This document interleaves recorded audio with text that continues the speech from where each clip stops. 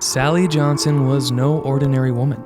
She graduated summa cum laude from College University, won the Miss Citytown Talent Pageant 4 times, and was even talking about writing a book. So when she vanished without a trace, people wanted to know why. The evidence was mysterious. A note on Sally's dresser reading, "I'm in love with Bigfoot, and I've run away with him." 2 sets of footprints going into the woods, and a book which came out a year later called Bigfoot, Big Heart by someone named Mrs. Sally Johnson Bigfoot.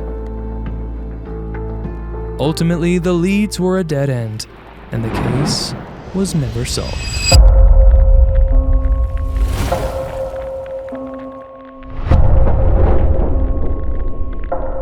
Now, none of that is real.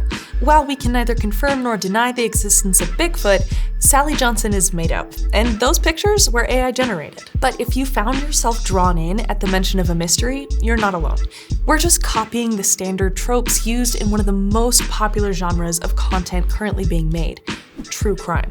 The questions become, why are these stories so captivating? And does indulging in this type of content have spiritual consequences? True crime TikTok doesn't have a great reputation. From armchair detectives who impede actual police investigation, as in the murder case of Gabby Petito, to overzealous speculators who implicated a woman in the murder of her best friend despite police evidence, to TikTokers creating AI deepfakes of murdered children, supposedly to let them tell their stories. Although a fascination with crime, mysteries, and uncovering the truth may not necessarily be a bad thing, when learning about the violence humans inflict on each other becomes entertainment, it's easy to get desensitized. If true crime content had a niche fandom, that would be one thing, but the genre is massive. Podcasts with names like Crime Junkie, My Favorite Murder, and Southern Fried True Crime boast millions of listeners every episode. Hashtag True Crime has more than 58 billion views on TikTok, compared to 27 billion this time last year. A recent Pew Research study reports that over a third of Americans listen to true crime podcasts regularly, and a survey from YPulse found that 25% of Gen Z and millennials watch true crime content at least once a week. The problem with true crime media is that, to a certain degree, it relies on being exploitative. It treats traumatic experiences as entertainment and casts victims of very real crimes as characters in a bombastic drama. Returning to that YPulse survey, 46% of young people actually told YPulse that they're starting to feel bad watching true crime shows because it's inconsiderate to survivors and families. So the question is, why does engagement keep rising? There are a couple of answers to that question, but one might be the way that true crime tends to repackage real-life trauma in such a way that the messy, painful story of the victims gets made into something that feels like just another piece of entertainment. Sure, Ted Bundy's crimes were awful, but what about when Ted Bundy is played by Zac Efron? Did you do it? No. The ending of the movie Killers of the Flower Moon tries to call this trend out. After 3 hours of depressing drama about the violent mistreatment of the Osage people, they wrap up with a true crime-style radio program that misrepresents the facts and sensationalizes the narrative.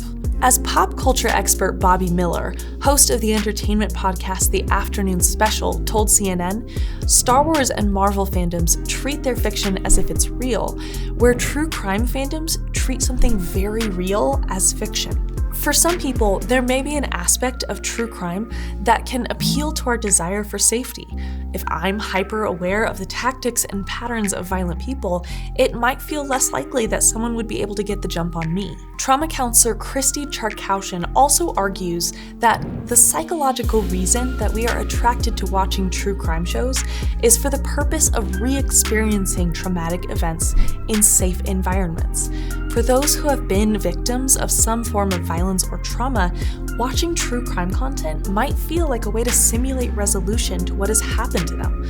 Although for many survivors, some depictions will be too painful to watch. Staring at the worst of humanity can also make us feel better about our own goodness in comparison, and perhaps a sense of shameful, unspoken relief that, whatever our issues might be, at least we're not a serial killer. There were the toolbox murderers, the freeway killers, the Night Stalker, and the Hillside Stranglers.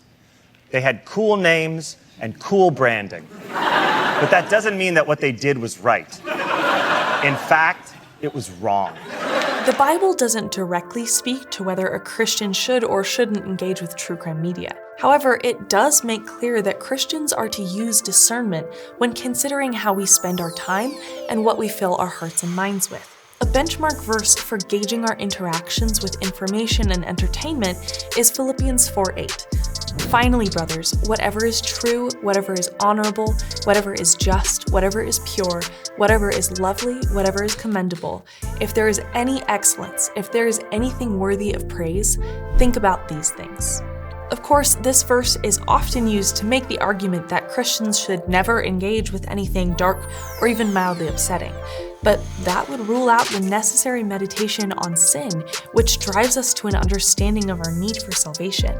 It would also keep us from lamenting over the evil we see and experience. Essential to the application of this verse is the word think. What do we dwell on? What do we immerse ourselves in? What runs through our minds when we lay in bed at night? What persists in our thoughts throughout the day? And beyond that, why do we think about it? Does our interest in true crime stem from a desire to better empathize with victims of violence and respect their strength and survival, even to marvel at the ways God preserves people through tragedy and suffering? Is our tuning in connected to our desire for justice and our need to believe that somehow evil will be dealt with? Or do we want to be shocked, appalled, and above all, entertained? On an episode of the podcast Something Was Wrong, host Tiffany Reese asked her guest, a sexual assault survivor named Dara, if there was anything she wanted people to take away from her story. I'm going to try to say this without getting emotional because this is really special to me, but I did want to share that the reason why I'm still alive and I'm even speaking here now is because of my Lord Jesus Christ. What he has done for me. When trauma happens and it shatters your life and it shatters your spirit and it shatters your mind, at least it did for me, he put all of the pieces back together and then he carried me and he picked me up and he even walked me through. Dara doesn't shy away from the pain of what she went through, but what she wants listeners to know is that there is hope for people who have gone through even the most horrific of experiences. Her story is transformed from something that might be, like much of the genre, mindlessly consumed with voyeuristic interest, into a testimony to the redeeming power of Christ. The question for Christians with regard to true crime media is, where is this content drawing our hearts? Either the violence of the world will draw us towards our darkest instincts, or it will awaken us to compassion for others and our desperate need for a God who is mighty to save. Thanks for watching. Here are a couple of questions to keep the conversation going. Why do you think true crime is so popular? Is it possible to interact with true crime in a healthy way?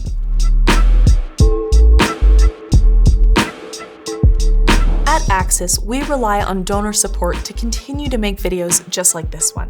If you'd like to give a gift of support or check out more resources, you can go to axis.org.